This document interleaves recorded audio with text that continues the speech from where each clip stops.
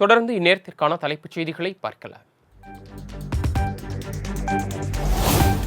வங்கக்கடலில் நிலவும் ஆழ்ந்த காற்றழுத்த தாழ்வு மண்டலம் புயலாக உருவாகுவதில் தாமதம் ஏற்பட்டுள்ளதாக தகவல்.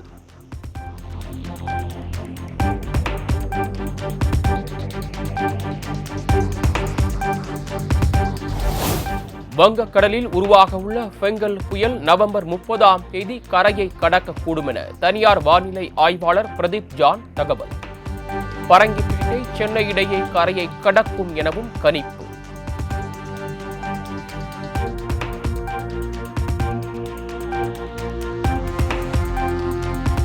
புயல் எச்சரிக்கையை அடுத்து கடலில் உள்ள மீனவர்கள் உடனடியாக கரை திரும்ப வேண்டும்.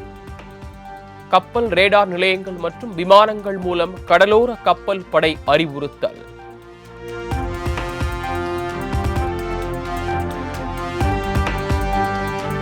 திருவாரூர் மாவட்டம் முத்துப்பேட்டையில் தொடர் கனமழை. ஆயிரக்கணக்கான ஏக்கர் நெற்பயிர்கள் நீரில் மூழ்கி சேதமடைந்துள்ளதால் விவசாயிகள் கவலை.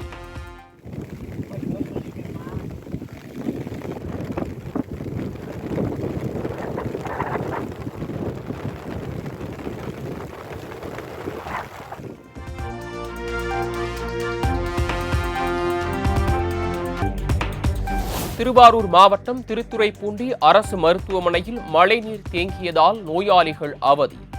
புறநோயாளிகள் பிரிவில் ஏற்பட்ட விரிசலால் தண்ணீர் புகுந்ததாக பொதுமக்கள் புகார்.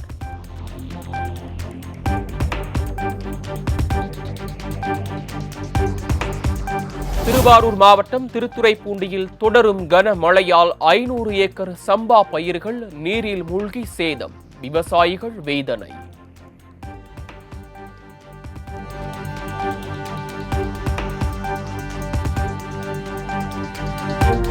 மயிலாடுதுறை தரங்கம்பாடியில் புயல் சின்னம் காரணமாக சீற்றத்துடன் காணப்படும் கடல் அலைகள்.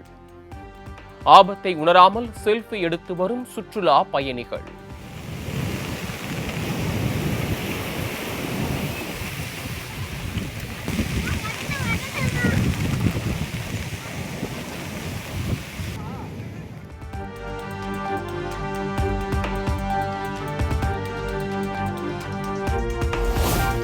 மயிலாடுதுறை தரங்கம்பாடி அருகே கனமழையால் 150 ஆண்டுகள் பழமையான வீடு இடிந்து விழுந்தது. வீட்டில் இருந்தவர்கள் முன்னெச்சரிக்கையாக வெளியேறியதால் உயிர் சேதம் தவிர்ப்பு.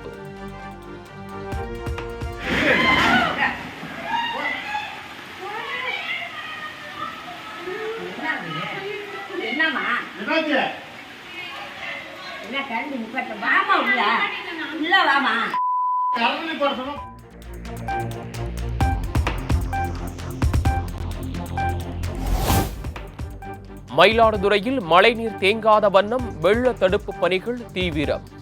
மாலை முரசு தொலைக்காட்சிக்கு அளித்த பிரத்யேக பேட்டியில் மாவட்ட ஆட்சியர் மகாபாரதி விளக்கம்.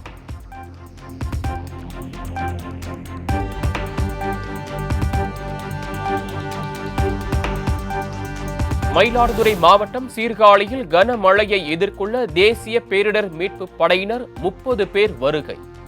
மீட்பு கருவிகள், ரப்பர் படகு, மோப்ப நாய்களுடன் தயார் நிலை.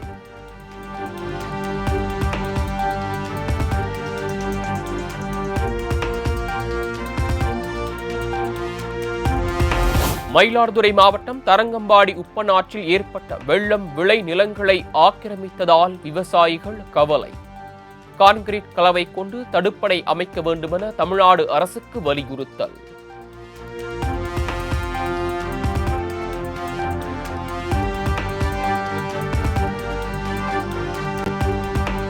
கனமழை காரணமாக நாகை வட்டாட்சியர் அலுவலகத்தில் குளம் போல தேங்கிய மழை நீர்.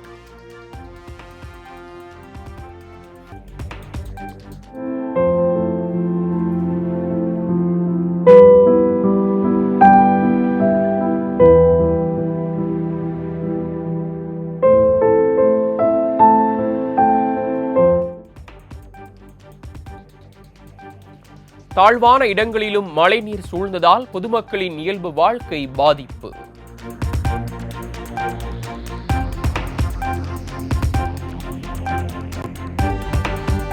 நாகை மாவட்டம் வேதாரண்யத்தில் கனமழையால் 5000 ஹெக்டேர் சம்பா சாகுபடி பாதிப்பு. உரிய கணக்கீடு செய்து நிவாரணம் வழங்க வேண்டுமென விவசாயிகள் வலியுறுத்தல்.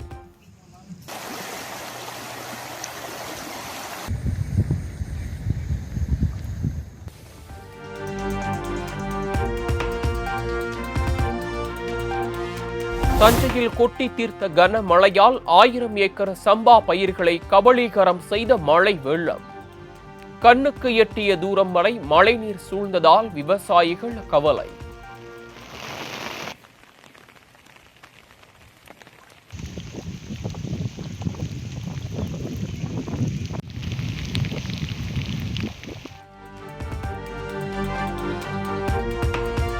புயல் முன்னெச்சரிக்கை நடவடிக்கையாக அரக்கோணத்திலிருந்து தஞ்சை விரைந்த தேசிய பேரிடர் மீட்பு குழு தேவையான உபகரணங்களுடன் தயார் நிலையில் இருப்பதாக தகவல்.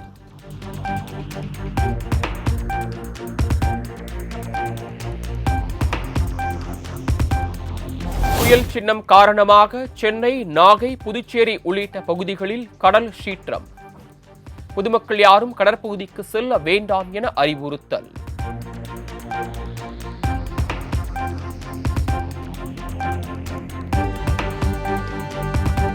சூறைக்காற்றால் சென்னை பட்டினப்பாக்கத்தில் பேருந்து நிறுத்த மேற்கூரை கழன்று விழும் அபாயம். அசம்பாவிதம் ஏற்படும் முன்பு நடவடிக்கை எடுத்திட பொதுமக்கள் கோரிக்கை.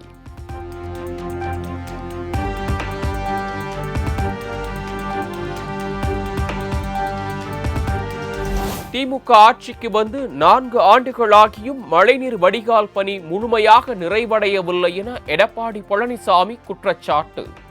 திமுக அரசின் நிர்வாக சீர்கேட்டால் ஒவ்வொரு மழையின் போதும் மக்கள் அவதியடைந்து வருவதாகவும் சாடல்.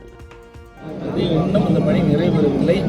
முழுமையாக அனைத்து இந்திய அண்ணா திராவிட முன்னேற்ற கழகம் ஆட்சியில் கொண்டு வரப்பட்ட மழைநீர் வடிகால் பணி நிறைவேற்றப்பட்டால் எவ்வளவு மழை பெய்தாலும் தண்ணி தேங்காமல் இருக்கும், நிற்காமல் பார்த்து.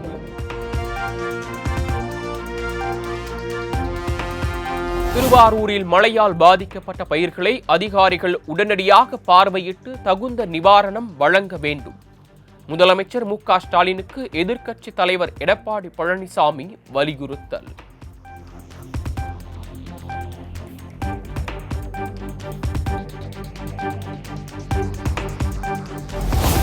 பெங்கல் புயல் எச்சரிக்கையை அடுத்து புதுச்சேரி கடற்கரை சாலை மூடல்.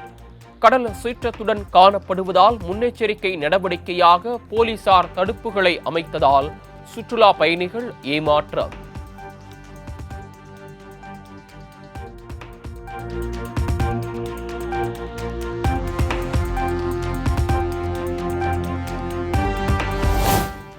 காரைக்கால் மாவட்டத்தில் தொடர் கனமழையால் சுமார் 4500 ஹெக்டேர் சம்பா மற்றும் தாளடி பயிர்கள் சேதம்.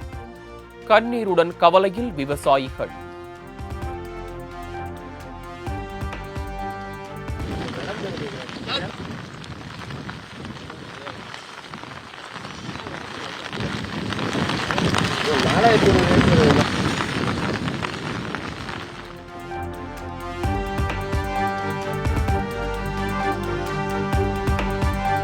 காரைக்கால் திருநள்ளாறு பகுதியில் மழையால் பாதிக்கப்பட்ட பகுதிகளில் புதுச்சேரி மாநில பாஜக துணைத் தலைவர் GNS ராஜசேகரன் ஆய்வு.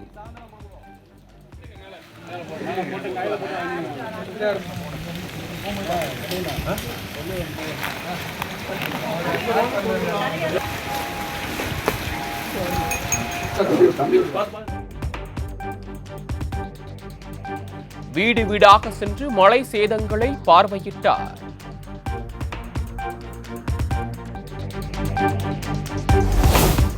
புதுச்சேரி, காரைக்காலில் பள்ளி கல்லூரிகளுக்கு நாளை விடுமுறை அறிவிப்பு. தொடர்ந்து மழை பெய்து வருவதை அடுத்து அமைச்சர் நமச்சிவாயம் உத்தரவு.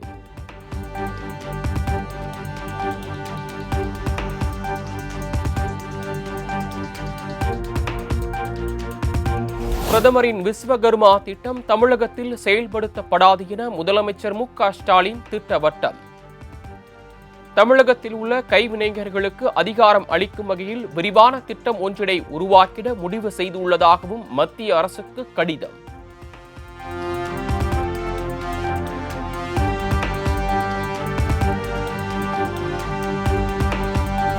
குற்றங்கள் நடைபெறாமல் தடுப்பதுதான் காவல்துறையினரின் முக்கியமான கடமை என காவல்துறையினருக்கு முதலமைச்சர் மு.க.ஸ்டாலின் அறிவுறுத்தல். புகார் அளிக்க வரும் மக்களிடம் கனிவுடன் நடந்து கொள்ளுமாறும் அட்வைஸ். நம்முடைய இலக்காக இருக்குன்னு தொடர்ந்து நான் சொல்லிக்கிட்டு வரேன். இந்த சவால்களை எதிர்கொள்ள உங்களை நீங்க தயார்படுத்திக் கொள்ள வேண்டும். பிரச்சனைன்னு உங்ககிட்ட கம்ப்ளைண்ட் கொடுக்க வர்ற பொதுமக்கள் கிட்ட கனிவா பேசுங்க. உங்களுடைய பேச்சும் நீங்க நடந்துக்கிறதும் தான் நம்முடைய பிரச்சனை தீர்ந்துடும் என்ற நம்பிக்கையை அவங்களுக்கு உருவாக்கும்.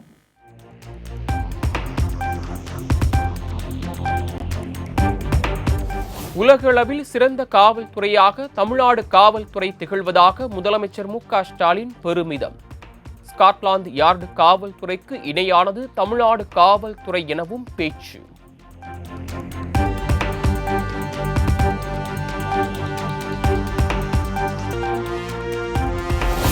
பத்து, 11 மற்றும் 12ஆம் வகுப்பு மாணவர்கள் பங்கு பெறும் அரையாண்டு தேர்வுகளை செய்முறை தேர்வு வரும் டிசம்பர் 2ஆம் தேதி முதல் 6ஆம் தேதிக்குள் நடத்தி முடிக்க பள்ளி கல்வித்துறை இயக்குனர் உத்தரவு.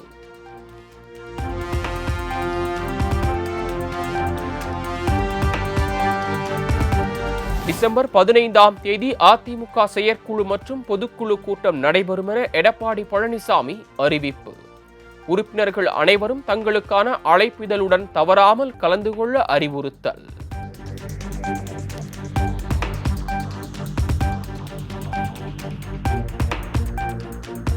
சென்னை மெரினாவில் உள்ள பேரறிஞர் அண்ணா கருணாநிதி நினைவிடங்களில் துணை முதலமைச்சர் உதயநிதி ஸ்டாலின் மரியாதை. தனது 48வது பிறந்த நாளையொட்டி தலைவர்கள் நினைவிடங்களில் மலர் தூவி மரியாதை செலுத்தினர்.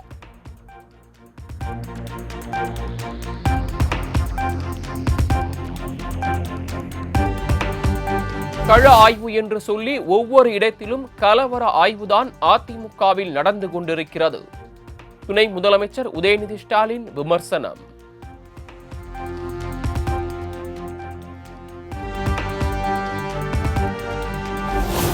அதானி விவகாரத்தை திசை திருப்புவதற்காகவே இசைவாணி பிரச்சனையை பெரிதாக்குகிறார்கள் என திருமாவளவன் விமர்சனம்.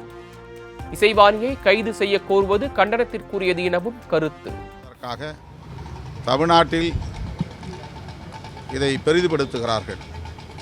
அதானி கைது செய்யப்பட வேண்டும் என்பது இப்போது தேசிய அளவிலான ஒரு கோரிக்கையாக மாறியிருக்கிறது. அதையெல்லாம்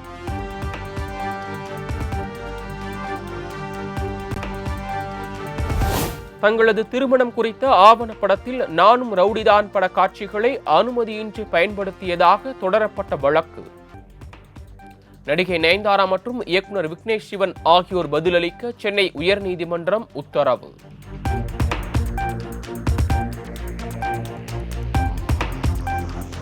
நான்கு நாள் பயணமாக தமிழ்நாடு வந்தடைந்தார் குடியரசுத் தலைவர் திரௌபதி முர்மு. கனமழை மற்றும் மேகமூட்டம் காரணமாக கோவையிலிருந்து நீலகிரிக்கு சாலை மார்க்கமாக பயணம்.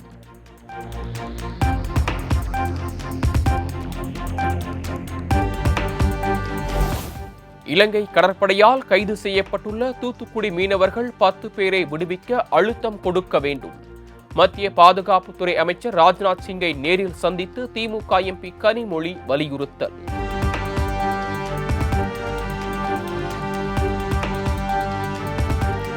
விவாகரத்து வழக்கில் நடிகர் ஜெயம் ரவி, அவரது மனைவி ஆர்த்தி ஆகியோர் சென்னை குடும்ப நல நீதிமன்றத்தில் நேரில் ஆஜர். 1 மணி நேரத்திற்கும் மேலாக நடைபெற்ற சமரச பேச்சுவார்த்தைக்கு பிறகு வழக்கு விசாரணை டிசம்பர் 7ஆம் தேதிக்கு ஒத்திவைப்பு.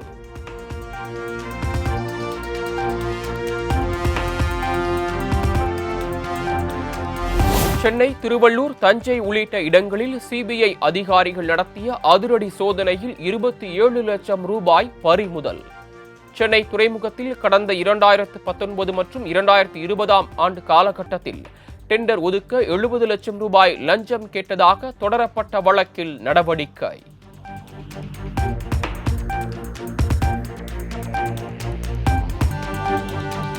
பூந்தமல்லி மெட்ரோ ரயில் பணிக்காக கட்டப்பட்டு வரும் தூணில் இருந்த இரும்பு கம்பிகள் பாரம் தாங்காமல் சாய்ந்ததால் பரபரப்பு. தொங்கிக் கொண்டிருப்பதால் எப்போது வேண்டுமானாலும் கீழே விழும் அபாயம்.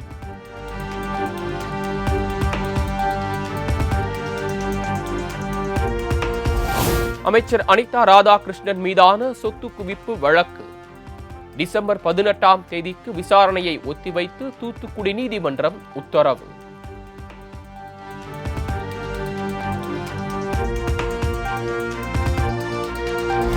சென்னையில் கடந்த 10 ஆண்டுகளில் மட்டும் அடிதடியில் ஈடுபட்டதாக கல்லூரி மாணவர்கள் மீது 231 வழக்குகள் பதிவு.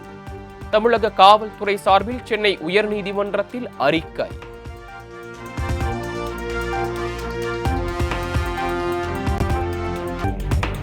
கனமழை காரணமாக சதுரகிரி சுந்தர மகாலிங்கம் மலைக்கோயிலுக்கு செல்ல பக்தர்களுக்கு தடை. நாளை முதல் டிசம்பர் 1ஆம் தேதி வரை 4 நாட்களுக்கு செல்ல வேண்டாம் என வனத்துறை அறிவுறுத்தல்.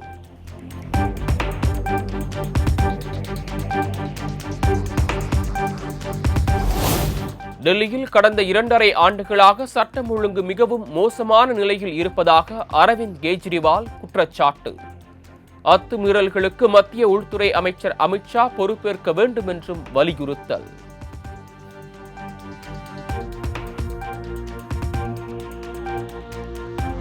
வக்ஃப் வாரிய சட்ட மசோதா விவகாரத்தில் முதலமைச்சர் நிதிஷ்குமார் தனது நிலைப்பாட்டை உடனடியாக தெளிவுபடுத்த வலியுறுத்தல். பீகார் சட்டப்பேரவை வளாகம் முன்பு எதிர்க்கட்சித் தலைவர் தேஜஸ்வி யாதவ் உள்ளிட்டோர் போராட்டம்.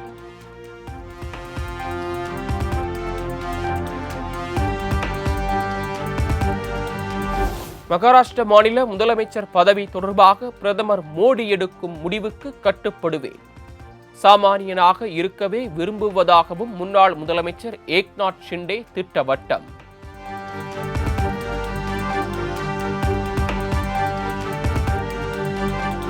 அதானி விவகாரம் குறித்து விவாதிக்க இரு அவைகளிலும் எதிர்க்கட்சிகள் முழக்கம். நாடாளுமன்ற குளிர்கால கூட்டத்தொடரின் 2ஆம் நாள் கூட்டமும் தொடங்கிய சிறிது நேரத்திலேயே நாள் முழுவதும் ஒத்திவைப்பு.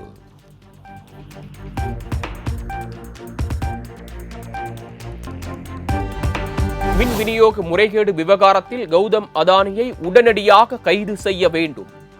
மத்திய அரசு அதானியை பாதுகாத்து வருவது ஏன் என்று மக்களவை எதிர்க்கட்சித் தலைவர் ராகுல் காந்தி சரமாரி கேள்வி.